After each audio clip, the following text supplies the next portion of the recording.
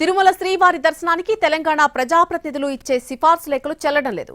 ఈ విషయంలో AP CM Chandrababu సూచనలు సైతం పాటించడం లేదు టీటీడీ అధికారులు.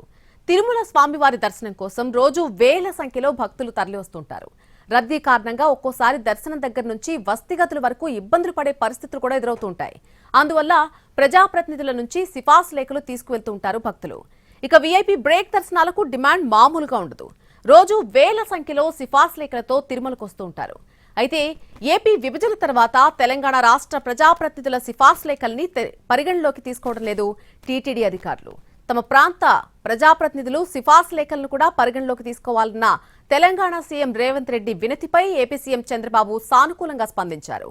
తెలంగాణ ప్రజాప్రతినిధులు సిఫార్సు లేఖలపై వారానికి 2 సార్లు వీఐపీ బ్రేక్ దర్శనాలు, 2 సార్లు ₹300 ప్రత్యేక ప్రవేశ దర్శనం టోకెన్లు జారీ చేయాలని టీటీడీకి సూచించారు చంద్రబాబు. అయితే ఇది జరిగి 4 నెలలైనా ఇంతవరకు అమలుకు నోచుకోలేదు. తొలుత జనవరి నెలాఖరు నుంచి అమలు చేస్తామని చెప్పింది టీటీడీ. ఆ తర్వాత ఆ విషయాన్నే పట్టించుకోవడం మానేసింది.